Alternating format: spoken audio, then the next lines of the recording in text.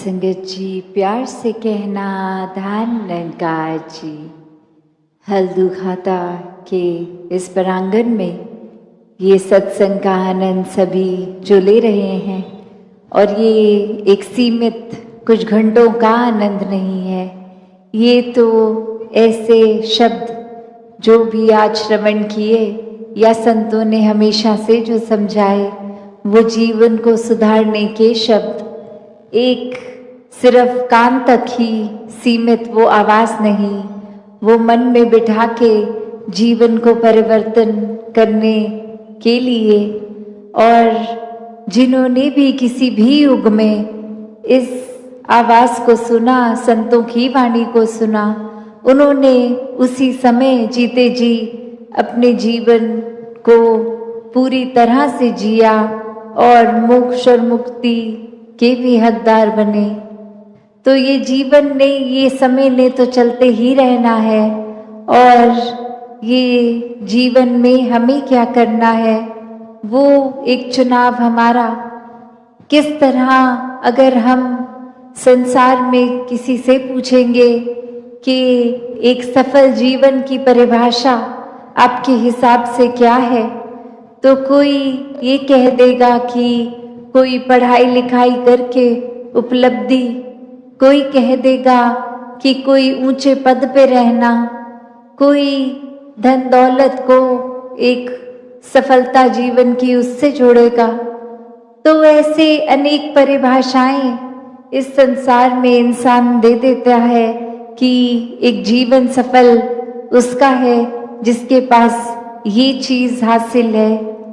पर किसी भी युग में संतों से जब सुना कि सफल जीवन की परिभाषा क्या है, तो संतों ने यही समझाया कि इस जीवन में आने का जो उद्देश्य, ये भाव मन का कहाँ से आए हैं, कहाँ जाना है, ये परमात्मा की प्राप्ति, इस परमात्मा के हो जाना, इस परमात्मा में एकमिक हो जाना, इस परमात्मा के एहसास में रहना, ये ब्रह्म ज्ञान द्वारा जीवन को सफल कर लेना ही असल में सफलता है।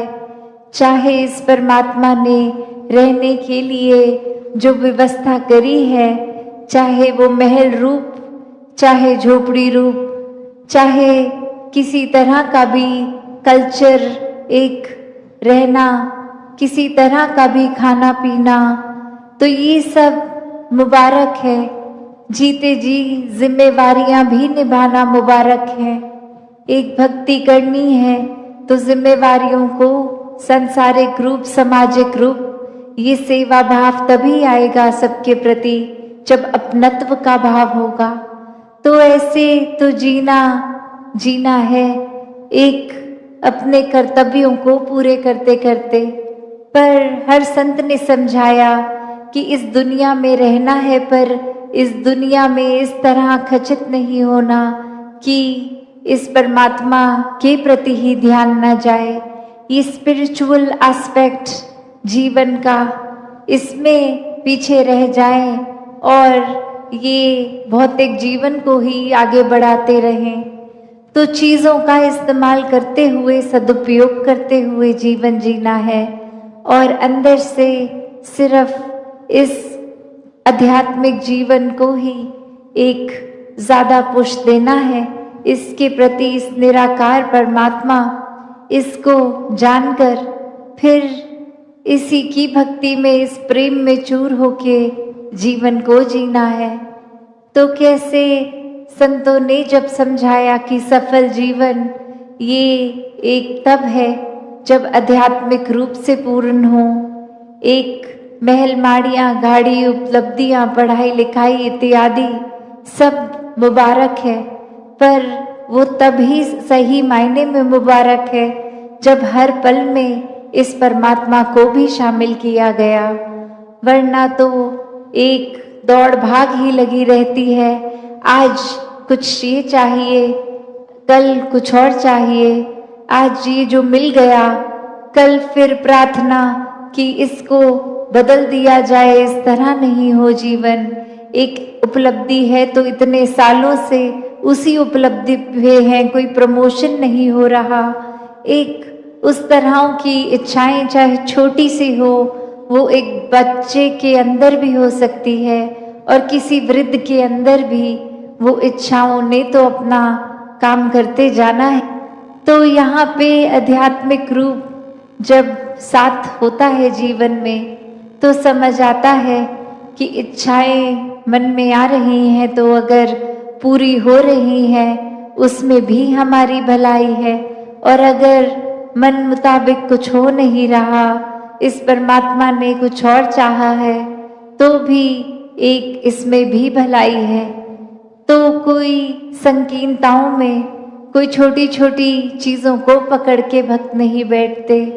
भक्त भी इस परमात्मा की तरह विशाल होते हैं, अपने मनों को विशाल कर लेते हैं कि ये जीवन में इस तरह छोटी बातों में उलझना नहीं है, ये नफरतों के कारण नहीं बनाने। जीवन में सिर्फ एक बहते जाना है इस परमात्मा की रज़ा में, इस निराकार की रज़ा में, हर पल में शुक्राना भाव लेकर ये जीवन को जीते जाते हैं। और हर समय यही सिखाया है भक्तों ने कि ये समाज में, घर परिवार में, गृहस्थ में रहकर ही भक्ति को करना है। एक अपने मन के जो भी बायसनेस बनाए हैं, कोई भी कार्य से हमने खुद को श्रेष्ठ, दूसरे को नीचा बना लिया है, तो ये एक हमारा ही भुलेखा है, क्योंकि सभी में परमात्मा विराजित है, एक बराबर हैं सभी। तो एक हमने स्वयं किसी को ऊंचा घोषित कर दिया, किसी को नीचा, क्योंकि वो कहीं और जन्मे हैं, कहीं और का खाना खाते हैं। तो ऐसा जीवन अगर हम ऐसी सोच रख रहे हैं तो नुकसान हमारा ही है, क्योंकि सभी श्रेष्ठ हैं, सभी में परमात्मा है, और जिस घट में भी परमात्मा है वो नीचा हो ही नहीं सकता। परमात्मा तो कण कण में है, पूरे ब्रह्मांड में है, इस संसार के एक कण कण में है। तो फिर यही कण कण से शिक्षा की बात आती है कि कैसे हर एक से ये सीख लेना, और सत्संग में भी जब आते हैं तो वो इस भाव से ही आते हैं कि जो भी आज सुना उसमें से शिक्षा लेकर अपने जीवन को वो वचनों के अनुसार एक ढाला जाए, एक अपने स्वभाव में, चरित्र में ये अच्छे गुणों को अपनाया जाए। और अच्छे गुण तभी ठहरते हैं लॉन्ग टर्म, एक ज़्यादा देर, एक जिंदगी भर, जब वाकई ही वो गुणों को सिर्फ सीखा ना जाए, वो गुण बन लिया जाए। एक बार हम वो गुण खुद जीता जाता बन जाएंगे तो ही हर समय वो हमारे स्वभाव में रहेगा, वरना तो किसी समय है, किसी समय नहीं है वो गुण। तो मानवीय गुणों को हर समय अपने अंदर रखना है तो एक एक गुण को पहले स्वयं बनना होगा, और वो बना तभी जा सकता है जब ये गुण जहाँ से एक स्रोत से शुरू हुए हैं, उपज हुई है, इस परमात्मा से अपने मन का नाता जोड़कर फिर वो गुण बन भी जाएंगे और प्रदर्शित भी होगा जीवन में। इस परमात्मा से ये मन का नाता जोड़ना बहुत ही ज़रूरी है।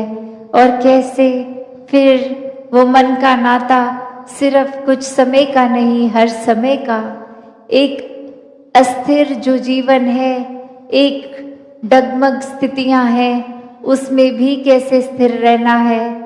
तो बात वही, जिसने भी इस परमात्मा को सही मायने में अपने जीवन में, अपने हर एक पल में डाला है, उन्होंने अपना जीवन बहुत ही सहज भी कर लिया है, स्थिर भी कर लिया है। अब कोई भी परिस्थिति मन को डराती नहीं है। एक परिस्थिति कोई खुशी देती है तो कोई दुख, तो ये याद रहता है कि दोनों ही परिस्थितियों में परमात्मा उसी तरह पूर्णता से पूरा पक्का विराजित है और फिर मन दुख नहीं झेल पा, एक ये मान लेता है कि कुछ देर के लिए अच्छी घड़ियां भी आई हैं, दुख की भी आएंगी। एक भागना नहीं है परिस्थितियों से, हर एक परिस्थिति में प्रभु परमात्मा का प्रसाद ही वो परिस्थिति है, उसको उस तरह ही जीना है। प्यार से कहना धन निरंकार जी।